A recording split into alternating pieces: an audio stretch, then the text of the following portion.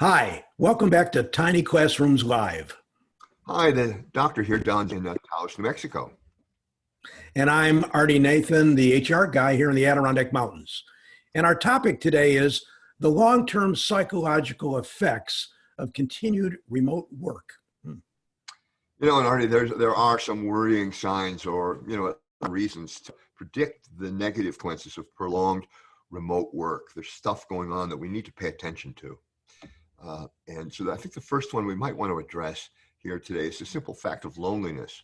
As social beings, we're used to being around people, and work was a perfect context for lots of people being in one place and lots of stuff going on. And the social isolation is becoming, I think, a real problem, and so it's very important that organizations put in the right support, and kind of foster a culture of collaboration and connectedness so that employees who might be at risk of feeling lonely aren't so lonely. We've got to be very proactive about saying, wait a minute, this is a problem. How do we deal with it? How can we compensate for it? Yeah, that's good. Another might be anxiety. These are uncertain times, and uncertainty, as you've often pointed out, triggers anxiety. And, with all the talk of agility and adaptability and embracing uncertainty, I think people are still not sure what's next, what's coming, and they don't know how to deal with this. And underlying their work efforts is a sense that I'm afraid, and that's going to continue until we know exactly where this is going.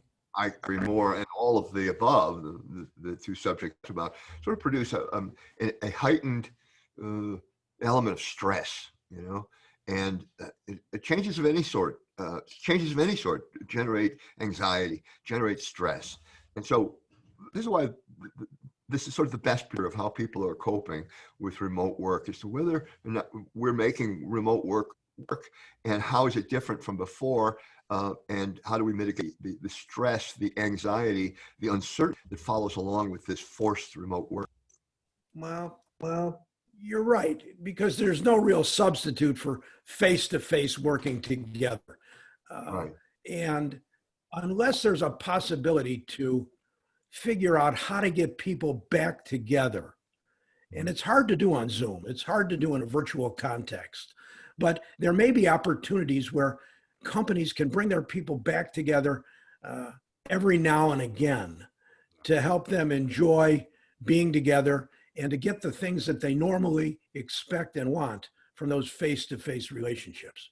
Yeah, and that's, just to expand on that a little bit, it's really not possible to simply erase our evolutionary bandwagon, if you will, and replace millions and millions of years of in-person interaction with technology all of a sudden. It's just such a sharp break in all the things we're talking about.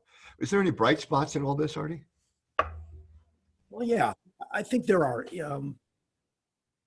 People aren't commuting, so they're not having to put up with the stress of getting up and getting out and being on the roads with lots of other cars.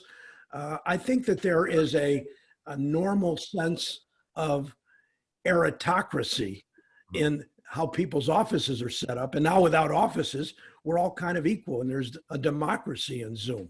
And that's an interesting way to look at this.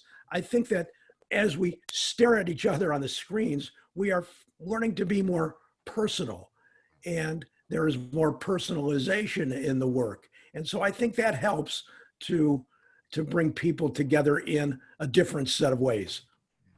So if we do the preparations and pay attention to the thinking about in many of our other Tiny Classroom Lives, but particularly in this particular episode, doing that work, preparing for dealing with these issues of loneliness and the lack of face-to-face and so on, we can actually start to differentiate how we as a are going to approach this as we return to work, as the pandemic ultimately begins to recede. So we can come back with a stronger and a more resilient kind of approach to work. Would kind of cool if we pay attention.